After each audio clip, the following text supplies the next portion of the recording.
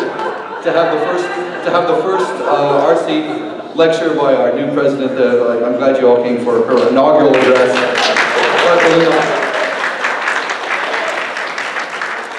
Dr. Melinda Hartwig from Emory University, who will be talking about Neferrenpet, Senenu, and Theban Tomb 43. Take it away, Linda. Yeah, and let me say, I will never again give a paper right after doing meetings for the entire week. It's nothing like writing it in your room at the last minute. So, with that in mind, this project I worked on from 2013 to 2014. It was a program of conservation and documentation under the auspices of the Antiquities Endowment Fund that was awarded to me in 2012.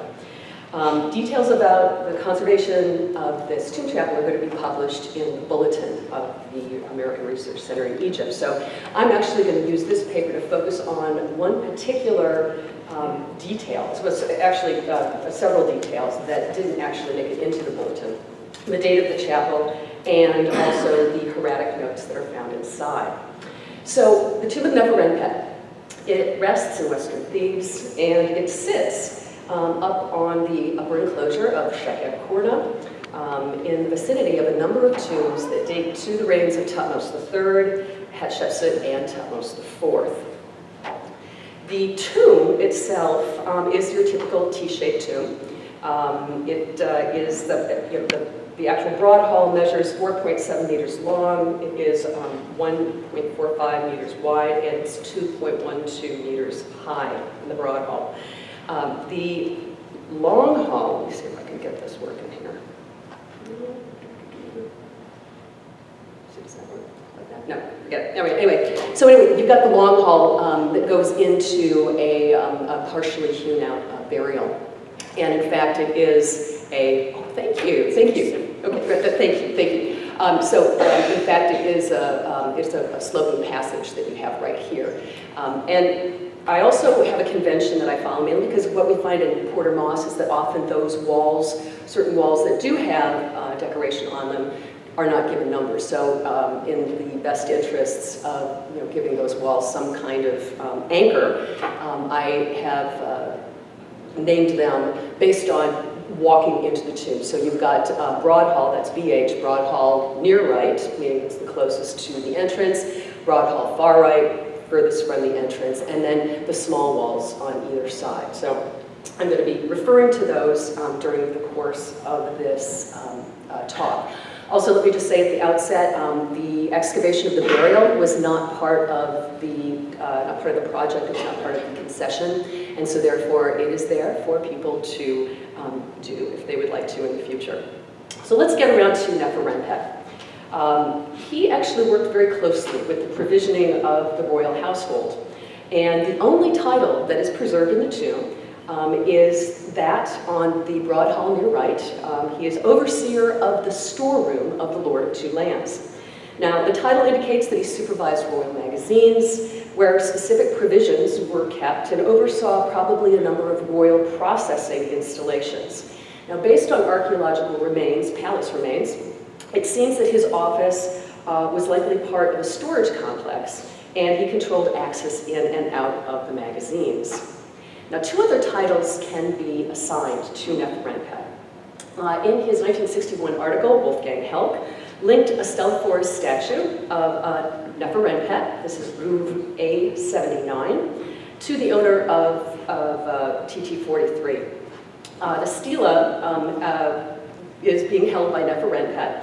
It's inscribed with the sun hymn, and it bears the title Overseer of the Storeroom in the wine cellar of Upper and Lower Egypt. And there's also another title on that stela, which is Overseer of the Cattle of Amun, meaning that the owner kept track of cattle belonging to temple lands as part of the pharaoh's centralized cattle administration. Now, Helck in his 1961 article surmised that Neferrenpet held these titles under the umbrella of his larger office as overseer of royal magazines. Stylistically, this statue parallels statues that were manufactured during the reign of Thutmose IV, which is consistent with the dating of this tomb, which is largely stylistic, and I'm going to get into that in a couple of moments. So, What's particularly interesting about this chapel is that we have a number of unidentified kings. We have this highly, highly unusual scene right here of two kings seated in a kiosk, and it's actually engendered quite a good deal of debate. You have a man, presumably Neferrenpet, the owner of the tomb, offering a composite bouquet to two kings seated within a kiosk. The king to the rear sits on a lion chair throne and is identified as the perfect god, lord of the two lands, every eye, Amenhotep, god and ruler of Wasit. The king to the front is sitting on a folding stool, quite unusual, and is captioned, the perfect god, lord of the two lands, king of Upper and Lower Egypt, blank, given life like Ra. So unfortunately, we do not have this king's name. Now, they're both wearing pretty much identical dress, sporans, and hold Ankh signs in their hands. Amenhotep II, in the rear, wears a wig that's very closely associated with that king and is found frequently in his depictions. And much of the upper half of the ruler to the front, unfortunately, is missing, and the folding stool, which I'm going to go ahead and just show here, only appears as a sketch. However, XRF examination of the pigment mixture used for the preliminary drawing and of the seat identifies the sketch as contemporary with the painting of the tombs. One of the wonderful things about X-ray fluorescence is that you're able to detail the mixture of the pigments and use it as a dating criteria. Now, this unusual detail lies with the representation of the folding stool. 18th dynasty throne kiosk scenes depict the ruler either seated on a block throne or a lion chair throne, but not on a folding stool. In art, the folding stool appears primarily in festive domestic scenes, such as the golden shrine of Tutankhamun, where you see Tut seated on the field stool, and it serves as a placement for the king. Now, in her recent study, Eaton Krause argues that the folding chair was not a throne, but in fact was a domestic royal seat. Now, depictions of rulers that are seated side by side are exceedingly rare in 18th dynasty Theban tombs. One such example occurs in Theban tomb 200, where Amenhotep II, the junior partner, appears in front of Thutmose III, the senior ruler. The rest of the composition show the tomb owner recording soldiers before the king, which unfortunately we do not have. I don't have in this particular drawing. More often, when two rulers are depicted together, they face each other, and the elder partner is given the primary rightward orientation, as seen here from Theban tomb 172, with Thutmose III on the left and Amenhotep II on the right, and the tomb owner is offering a bouquet to each king. Now, when dual depictions of kings occur in this period, they're found predominantly on the small right wall or the back walls of the transverse hall and T-shaped tombs, as you see here with these the little stars. In 18th dynasty tombs, the transverse hall's short walls were usually reserved for the stela with its autobiographical text, and the back wall offered the most significant information about the deceased's social environment and career. In this way, the tomb owner commemorated his relationship with the kings who would also provide for him in death. Which brings me back to the identity of the ruler, or identities of the ruler. As I said, in dual depictions of rulers in 18th dynasty Theban tombs, the senior ruler appears in the back or in the preferred rightward orientation, and the junior ruler in front or facing left. Further, the unique appearance of the folding stool on which the former sits may underscore his junior status, in contrast to the latter's block throne, which has a long, long history in the representation, in royal representations as a royal emplacement. If Amenhotep II is identified by Cartesian back and facing right, I will identify the ruler in the front as his son, Thutmose IV. And I'll review some of the stylistic details that might be able to back this up. But we have another king that we have to identify, which is on Broad Hall, far right. You have here another anonymous ruler on a block throne under a royal kiosk. And before him, an anonymous man, presumably the tomb owner, is offering papyrus and lotus flower bouquets and a group of hanging fowl. The ruler wears a blue crown, cheviu, and broad collars, arm and wristbands, a wrapped royal jacket, and a gold apron above a long kilt. The king also holds an ankh and a hecacepter in his hands. The caption to the right reads, "The good God, son of Ra, his joy like Ra," and then below the two empty cartouches, "Given life forever." So we go to the stylistic details. When we compare the king's blue crown to those of the rulers Amenhotep II, we find Amenhotep II, Thutmose IV, and also Amenhotep III. These are our candidates here. You find that Amenhotep's blue crown has a slightly rounded back and a significant dip that rises to a high, rounded front. With and Amenhotep III's blue crown is characteristically taller and narrower with a relatively straight back. Thutmose IV's blue crown is rounded in the back and not as narrow as Amenhotep III's, but not as wide as Amenhotep II. So based on this criteria, probably the best candidate is Thutmose IV. Now next we're going to look at the cheviu collar. Now there are two types of cheviu collars you've got in two-dimensional art. You've got cheviu collars with raised lentiform beads, as seen here on the right, or cheviu collars that lie flat against the shoulders, as seen here on the left.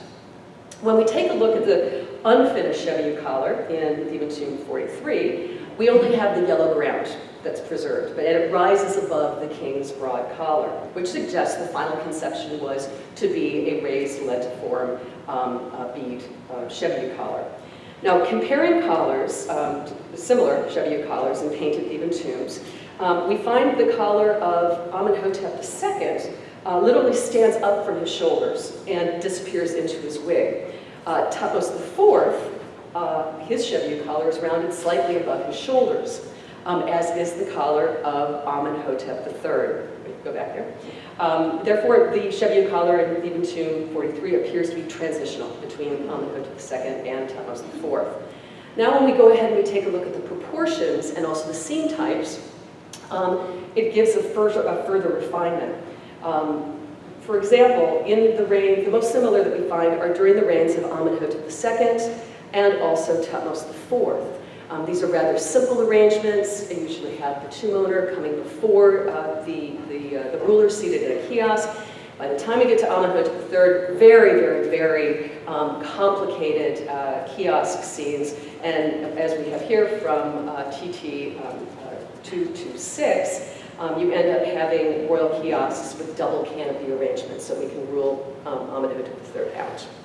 And then we turn to the stylistic evidence. So far, okay, from what I've been presenting, it's either Amenhotep II or it's Thutmose IV. But when we start taking a look at the stylistic evidence, we can further refine it. And this is actually from the publication of Abdelghafar Shadid, when he was taking a look at the tomb of TT43 for part of his larger publication on tomb painting during the reign of Amenhotep II. So I'm just going to let you go ahead and read it. This is you have the tomb, you've got a seated arrangement of women up at the top from the tomb of Neferrenpet, in the middle from Nebseni to the tomb 108, and then, oh, I'm sorry, no, that's Noct in the middle, and then at the bottom you've got Nebseni, which is 108, Noct is TT52. So therefore, Neferrenpet is stylistically similar to these tombs. These tombs are anchored within the reign of Thutmose IV. And therefore, I would go further to say that the tomb, we go back there, so that's it. Therefore, I would go to say that the man who is seated, the king seated in the kiosk, is that of Thutmose IV. Now, moving to another interesting thing inside of the tomb, hieratic notes. Norman Garris Davies, in his notebook, talked about make-believe dogs that appeared over some of the figures. And in fact, these are notes that label figures and also label texts. So if we take a look here, you can see four men that are seated on the upper sub-register, the forum banquet. And before a large, and to the other side, you would have had a large seated banquet with the tomb. We got that next. But when you take a look at this under ultraviolet light, very, very easy process, you find actually that those Heretic inscriptions tend to really pop. And at this point, I want to give a shout out and a thank for Niv Allen, who ended up working with me on these inscriptions, which really are not very easy to work with, given the fact that how much they've degraded and yeah. So nevertheless, here we do. This is what we've got. We have, starting from the right, we have the scribe Senenu. We have Sa-Amun. We've got A-Keperu Nehe, and we also have Wen Neku. Moving right along, what is quite curious is that these particular gentlemen, do it again, these particular gentlemen, we do have the middle, Sa-Amun, testified. What happened is that Mond in 1905 ended up excavating in the forecourt of Theban tomb 43. And he found in that forecourt a 12.7 meter shaft, and in that shaft was a obelisk inscribed for Sa-Amun, the overseer of the storehouse of the perfect God, or basically the king. Now this is the same title held by Neferrenpet, the owner of TT43. So further we can identify this Sa-Amun with the same Sa-Amun that is depicted in Neferrenpet's tomb. Given in ancient Egypt that sons often followed their father's career, we can be fairly sure that he was a son of Neferrenpet. Now moving back to the banquet scene, the third man from the left is named after Amenhotep II. Because his name is compounded with that of the ruler, Keperu Neh, which basically means Amenhotep II lives eternally. Since the tomb owner offers to Amenhotep II on one of the walls, and this same king, of course, as I mentioned, appears in the tomb, the question is, was this man named after Amenhotep II to glorify his ruler, or what I think, he was named in honor of his father's association with that ruler. And in this case, we can also identify him as a son of Neferrenpet. Which brings us to the front of the group, the scribe Senenu. And this is the only figure in the tomb to contain a title. Now, if we turn to the line drawing of that, and if we turn to the fire offering scene on Broad Hall on your right, on the third register, the offerer carrying the papyrus and a table of fruits is identified as the scribe Senenu, missing, unfortunately, the nu. It is in the same hand as the paleography of the scribe Senenu that we have on the Broad Hall far left. And so therefore, we have the signature of that particular scribe on two walls. And not only on these two walls, but these are the only walls that are non-royal. These are the only walls that a figure could have been depicted other than the king. So the question is, his prominent depiction, seated either before a series of banqueters or also as a lead author, begs the question, was he also a son of Neferrenpet? Okay, I'm almost done. Was he the outline draftsman who painted the tomb, or was he both? To rule out the possibility, the caption is not a later addition. When we ended up testing it, XRF, it's exactly the same pigment mixture, and it also has the same degradation that has happened over time. So they basically have the same chemical signatures. This is not a usurpation of the tomb. It was done, when the tomb was painted. Now, stylistic examination of painting stratigraphy suggests one scribe completed the entire decorative program. I can't go into it because it's actually rather involved.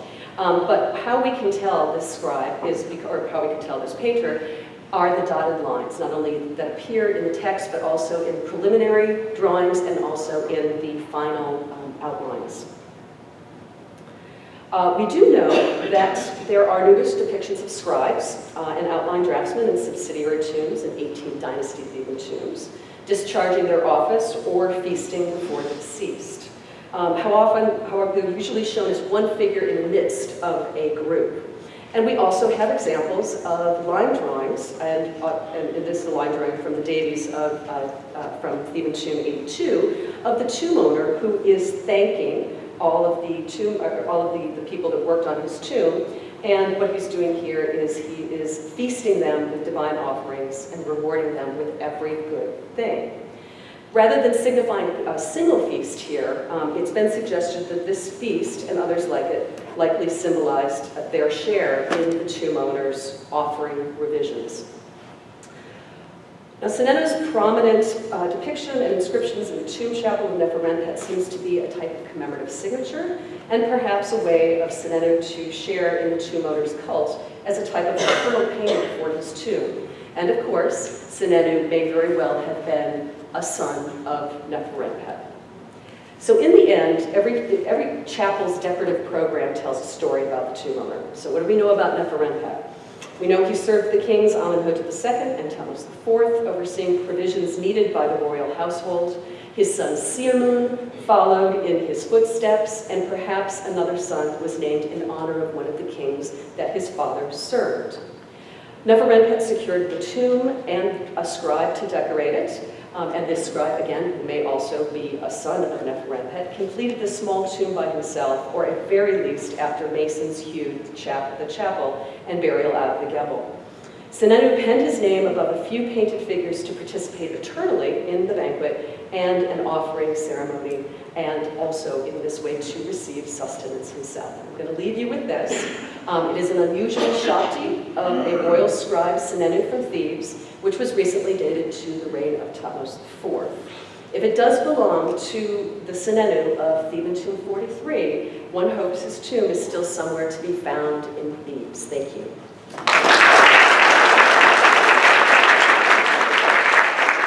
Thank you so much, Melinda. We have quite